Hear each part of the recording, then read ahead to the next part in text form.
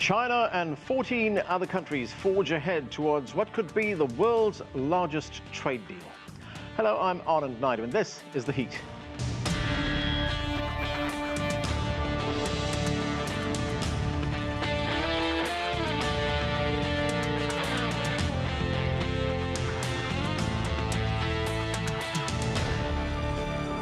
It's called the Regional Comprehensive Economic Partnership, or RCEP. It includes 10 ASEAN countries and 5 of its major trading partners: China, Japan, South Korea, Australia and New Zealand. Together, the 15 countries aim to create a massive trading bloc covering a third of the world's gross domestic product. Until recently, India was expected to sign onto the deal, but Prime Minister Narendra Modi withdrew, saying the pact would hurt its farmers, businesses and consumers.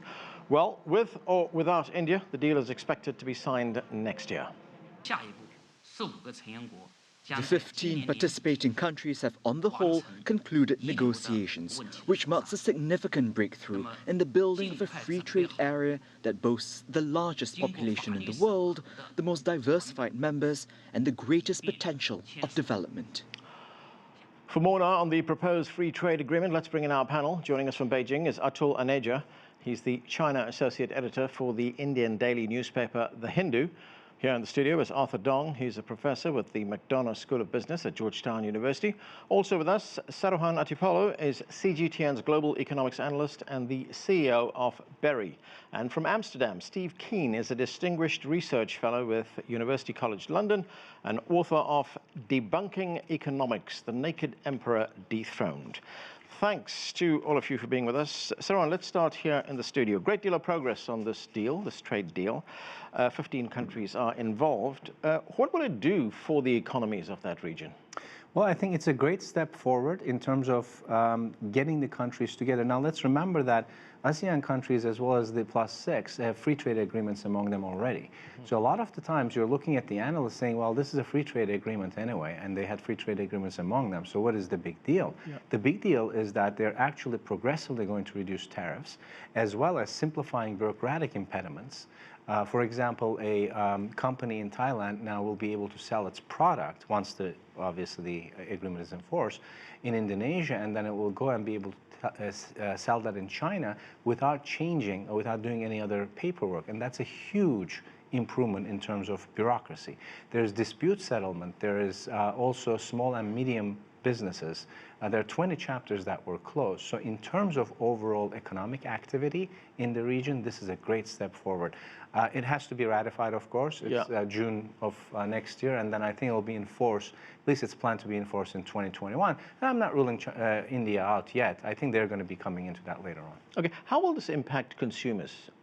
Well, it's a great market if you look at it, even though India is not there. If India were there and the agreement was signed with a significant population, 3.6 billion as opposed to 2.2 billion, it would be a huge, huge deal in terms of the consumer market. But I will also tell you there are some within the RCEP that are actually happy that India is not there. The countries that have similar economic structures, your Myanmar, your Brunei, Cambodia, so they're happy. Who is not happy is the countries that wanted to actually sell into the market, the South Koreans, the Japanese, the Australians. So within the RCEP and ASEAN, the countries are divided as to whether India should have been there or not, but it's going to impact the consumer market in a very positive way. All right, let me get Atul Aneja's view on that. Atul, we just heard India is not going to be part of the RCEP. It's one of the biggest economies in Asia. Why not? Oh, well, I think Prime Minister Modi, who was there at the conference when the RCEP was held in Bangkok, has succumbed to domestic pressures which have come from various quarters. The Indian manufacturers were not happy with the RCEP, fearing that once India signs into a free trade deal, Indian market will be flooded by Chinese goods, undermining and undercutting the Indian manufacturing sector. And that resulted in a lot of pressure from the trade unions, including one which is part of the RSS, which is the parent organization of the ruling Bharatiya Janata Party. Then there was political pressure because all the political parties from left to right got together against the RCEP. So there were a combination of factors which were coming together domestically Finally, there was also recently elections in 2 Indian states, and the BJP didn't fare particularly well, and one of them was agriculture state. Right. There were fears by the farming community because they thought that the Australians and the New Zealanders, especially when it comes to dairy, would outcompete them in the market. So it's a variety of factors, both political and economic, which got together. And Prime Minister Modi had this option now, either to succumb to these populist pressures, which I would say, because I think, frankly, if India does not get into the RCEP, it would be a big loss in the long term for India. He had an opportunity to graduate from a politician to a statesman. But as of now, and I agree with the other speaker, that it's not still a done deal. There could be last-minute negotiations. In fact, after the RCEP was announced, that is the 15 countries got together, the Indian Commerce Minister said that there are certain three areas which need to be addressed. And if those can be addressed, then India could still join the RCEP as a 16th partner member when it's finally up for ratification. Right. Steve Keen, what are your thoughts on this deal? I mean, here we have the countries of the region representing a third of world GDP. How significant is it? Well, I think it's unfortunately, I'm going to be a damp squib in this conversation because the reason that trade deals are so strongly emphasised in the media is that, according to economic theory, specialisation is what leads to growth.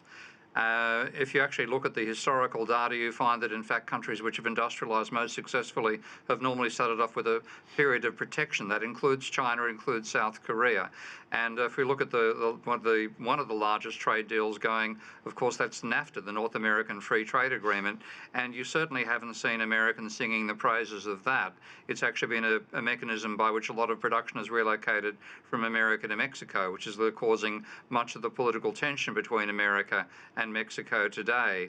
So I think this is overblown. I think that what it really is to me is a sign that China in particular has now got to the stage where it is so competitive that it can afford to drop its barriers and encourage other countries to do so. And I see this more as a sign of China becoming a global power in the same sense that Britain did initially and then America, when they both went through the same process of having protectionist barriers to protect their industry. India, including one of the countries that England would not allow to export textiles to England, was India before its industrialisation. Once succeeded, down comes the barriers. So this is a sign of the maturity of China, not a particularly impressive sign for the global economy. Arthur, what do you think? Has China got to the point where it is so powerful that it can afford to drop barriers? Is this, as Steve says, a little bit overblown? Yeah, I believe that China is realizing that as a result of its trade tensions between the United States and itself, certainly playing out over the last year and a half or more, China is now realizing that access to the U.S. market going forward, even if we have a trade light deal, so to speak, or a trade narrow deal, these tensions will continue. So China is, in a sense, pivoting and re-strategizing its overall economic strategies. It's also realizing that one of the largest options that they have in their toolkit is actually exploiting or opening up its domestic Chinese economy to utilize that as the sort of engine that drives the Chinese economy forward. One of the statistics that's meaningful here is that if you look at the statistics that have been recorded by SAFE, the State Administration on Foreign Asset Administration, the increase of FDI into China has actually increased by 5 to 7% this year, totaling for the first half, officially documented at about $79 billion. So despite the trade war with the United States, we've seen no slowdown in interest on the part of foreign companies investing into the Chinese marketplace, which also suggests that companies are going into the Chinese marketplace to continue to sort of ride the coattails of this sort of emerging consumer economy in China. Saruhan, are we reading too much into this deal? I think for parts of it, yes. I think we're making too much of it. But it is also a big statement that's coming out. And that statement is saying, from China's point of view, hey, we're here for multilateral trade deals. We're not going to do this bilateral trade deals that the U.S. has been pushing. I think that's a huge, and that's why I think China was pushing for this deal to be concluded with India in it, in this meeting. Actually, just on that point with India being in it, the Chinese Vice Minister of Foreign Affairs, Li Yucheng, he's been talking about that. Let's listen to what he had to say. There are a few outstanding issues that will be completed before the end of this year, so there should be no problem for the 15 parties to sign the deal next year. But we are also considering the concerns of India, so we are taking an open attitude. Whenever India is ready, it is welcome to get on board. It's clear, though, that China wants India on board. Absolutely, and I think India wants India on board too. But Atul said it very succinctly and very powerfully that there were political concerns here. But my issue here, Anand, is this, and I'd like anybody's opinion on this, is all the things that are mentioned that are against or that were against India's being in this agreement, if you look at the political aspect of it, if not now, when? Because Prime Minister Modi won an election by a landslide. He's still the most popular politician there. If you look at foreign policy, in 1992, India's foreign policy was look east. Now he moved it to act east. This was a great time to be involved in this deal. And that's why I'm thinking that it is not done yet. India, I think, is using this to extract some other concessions from the parties that are in there who want India in there. And I think we're going to hear something positive within the year as far as India's involvement. Atul Aneja, do you agree with that? And what kinds of openings would India be looking for? Well, there were 3 points which were made. One was that the Indian negotiators wanted an automatic trigger mechanism in terms of goods, Chinese goods coming into India, which means that there was sort of an anti-dumping clause which India wanted to be included as part of the deal. The second thing was on labor and services, because India's strength lies in the services sector, especially its IT professionals and others, which would have been great for India, for them to have greater access, especially at a time when there's a US slowdown and there's a need for alternate market for the techies. And third thing was on country of origin, if I remember right. So these are the 3 particular dimensions which Indian negotiators emphasized upon, and on which a final deal could not be cut. And I agree with the earlier speaker that it's not a done deal yet. It could very much change as things happen, because apart from the economic element of it, there is a strong geopolitical element as well, because of Prime Minister Modi's Act East policy. If you recall, in 2018, all the ASEAN heads were the chief guest at the Republic Day parade in India last year. The Act East policy, where India also has a security dimension to it as well. So I think if India keeps out of it, there's a huge foreign policy loss here, and a lack of trust might breed a lack of trust among the ASEAN, which do want India in fact, most of them. That within the RCEP there is a greater balance between India and China, and that's one of the political reasons why the Japanese are very keen that India remains a part of it, as do the Australians, that there is an internal balance within this 16-member grouping. Steve Keen, one of India's primary concerns, of course, as we've heard, is the impact this agreement could have on its agricultural sector. One of the areas that has been pointed out is its dairy farmers. The Indians point to the fact that there could be threats posed by Australia or New Zealand. So how do you see this being resolved? What kind of compromise is there to satisfy India so that it comes into the deal, and at the same time also look after the interests of Australians and New Zealanders as well? Well, agriculture's almost always been the field of major conflict in free trade deals. That's the. Sorry, go ahead, Steve. I'll get back to you. That is still the case in Europe. Sorry. That is still the case in the European Union, that most of the disputes about the free trade deal in Europe concern agricultural products. And one of the issues here is that, particularly in France, wants to maintain the cultural aspects of the countryside. It doesn't want to have it all turned into factory farms, whereas it's competing with other countries that do want to have a factory farm approach. Australia doesn't have factory farms in that sense, but it certainly has highly mechanised dairy production and has much higher health controls as well, I would expect, over Indian dairy. So there'd be very serious dangers of competition for the rural producers in India. And again, it comes down to whether India is willing to make a move to protect the cultural side of its economy. Now, normally, because there's so much political power in voting blocs in the rural areas, that's what ends up happening. So there will be exceptions or vague rules which are enforced in a way to protect the local industry from the competition of a more industrialised approach to dairy. Arthur, Steve cites the example of health concerns in the dairy farming sector. There are other critics who've talked about the fact that this deal does not talk about, let's say, labour safeguards or the environment. Are there shortcomings in this deal? Too much of a focus on just tariffs? I would say yes, in comparison to the TPP, which was about to be formed by the United States before President Trump abandoned it.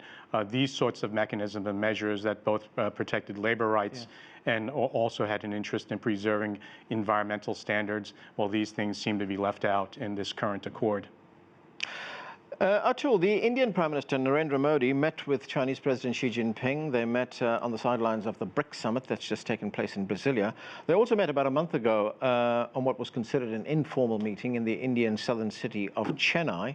Trade and investment being the top items on the agenda. This is what Prime Minister Modi had to say. Let's listen.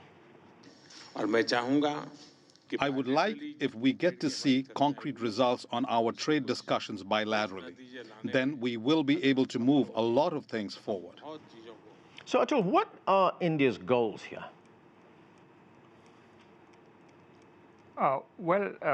If you see, when it comes to the bilateral dialogue, that is the informal summit in Chennai, I think one of the areas where India is very much concerned, in fact, that's become a political issue more than an economic issue, is the growing trade imbalance between the two countries.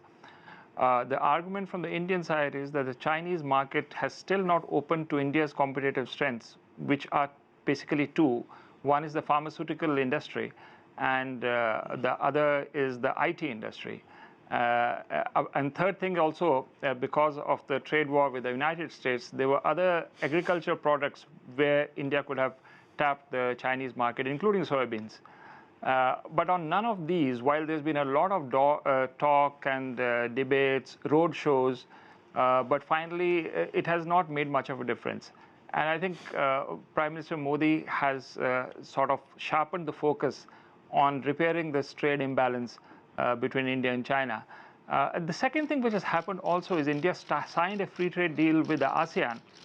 And again, because of that, the balance of trade with ASEAN did not go off too well. So I think there's an accumulation of experiences which have sort of fed into the final stance which India took at the RCEP meeting. Arthur, Atul mentions Indian pharmaceutical companies, Indian IT companies, who've been saying that they have a lot of difficulty entering the Chinese market and expanding in that Chinese market. That's a valid concern for India, isn't it? Absolutely. I mean, these are two areas of strength, certainly areas of comparative advantage that India is very good, particularly with regard to the what we call generic drug business. They're very good at that, world-class in some of these areas.